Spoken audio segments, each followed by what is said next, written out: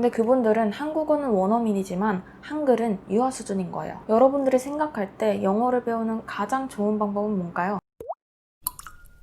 안녕하세요 여러분. 오늘은 전화 영어를 해야 되는 이유에 대해서 좀 다뤄보려고 하는데요. 요즘 많은 분들의 영어 공부 목표는 영어의 실력을 늘리는 거죠. 근데 여러분이 영어의 실력을 늘리기 전에 반드시 좀 생각해 봐야 될 부분이 있어요. 바로 글하고 언어의 차이를 이해하는 건데요. 많은 단어를 알고 읽고 쓸 줄 아신다고 본인이 영어를 말할 수 있다 라고 착각하시는 분들이 좀 많이 계신데요. 절대 아닙니다 여러분. 이거는 글하고 언어를 혼동해서 나오는 생각이에요. 예를 들어볼게요. 어르신들 중에 어렸을 때 학교를 못 다니셔서 글을 읽을 줄 모르시지만 한국어로 소통하는 데는 전혀 문제없는 분들을 많이 보셨을 거예요. 근데 그분들은 한국어는 원어민이지만 한글은 유아 수준인 거예요. 반대로 외국인들이 한글을 우리나라 영어 교육처럼 배우면 어떻게 될까요? 한글을 잘 읽고 쓸 줄 알지만 한국어를 원어민처럼 막 구사할 수는 없을 거예요. 이것처럼 많은 분들이 영문을 알고 있는 거지 영어를 알고 있는 게 아니에요. 여러분들이 생각할 때 영어를 배우는 가장 좋은 방법은 뭔가요? 아무래도 영어를 모국어로 하는 부모님 밑에서 자라면서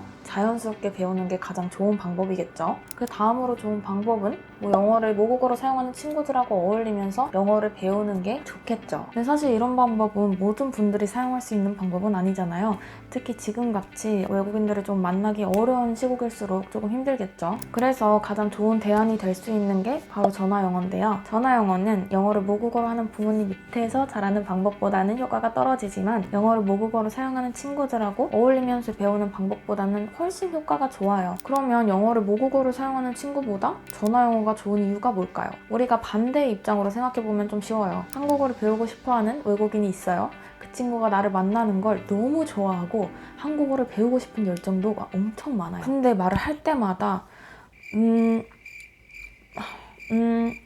우리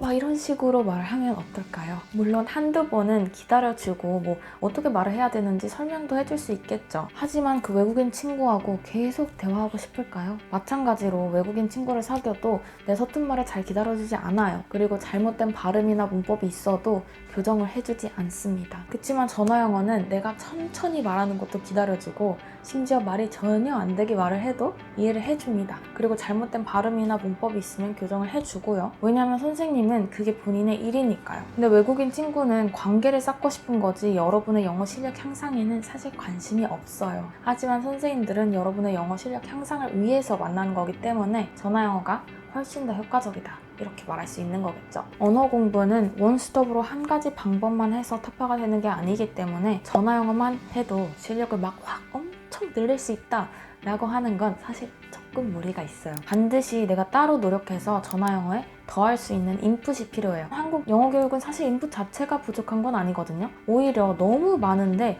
계속 저장하게 되는 내용, 그 막 몇 년 동안 계속해서 저장한 인풋을 활용해서 쓸 기회가 너무 적어요. 근데 공부한 내용이 인풋 상태로 저장만 돼 있으면 어떻게 될까요? 그냥 그렇게 퇴화돼서 사라지는 거예요. 버려지는 거죠. 그래서 전화 영어를 통해서 내 머릿속에 저장했던 내용을 아웃풋할 때 그 과정이 반복되면서 내 기억 속에 박제가 될 수 있고 그렇게 영어 실력이 향상할 수 있게 되는 거예요. 예를 한번 들어볼게요. 수영 선생님한테 수영하는 방법을 배워도 우리가 바로 막 수영할 수 있을까요? 만약에 수영을 해본 적 없는 사람이 수영 강습을 받고 나 이제 수영할 수 있어 라고 이렇게 착각을 해서 바다로 뛰어들면 어떻게 될까요?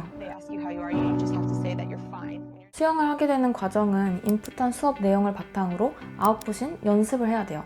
그래야 수영을 할 수 있는 거예요. 영어 회화도 마찬가지로 인풋한 내용을 아웃풋할 때 회화 실력이 향상되는 거고요. 또 영어 공부할 때 유튜브나 넷플릭스를 통해서 공부하시는 분들도 있으시죠. 이거 되게 효과적인 방법은 맞아요. 저도 이렇게 공부하거든요. 하지만 이런 공부법은 좀 수동적인 학습 방법이라고 할 수 있어요. 이런 자료로 공부하는 건 아무래도 정해져 있는 대본을 가지고 연습하는 학습이다 보니까 많은 의지와 집중력을 요구하는데요. 그래서 유튜브나 넷플릭스로 영어 공부해보신 분들은 알겠지만 점점 집중력이 떨어지는 거를 경험해보셨을 거예요. 반면에 이제 전화 영어는 서로 핑퐁이 되잖아요. 이렇다 보니까 혼자 콘텐츠로 공부하는 것보다는 상대적으로 집중하는 게 훨씬 쉽습니다. 전화 영어는 대본이 있는 게 아니잖아요. 그래서 그날그날 대화의 주제나 관련된 표현을 다르게 쓸 수 있고요. 그러면 훨씬 더 생동감 있는 연습도 가능하겠죠. 만약에 내가 진짜 의지가 강해요. 정말 강해서 콘텐츠 통해서만으로도 충분하다라고 하신다면 전화 영어는 뭐 굳이 안 하셔도 됩니다. 하지만 조금 더 높은 효율성, 집중력으로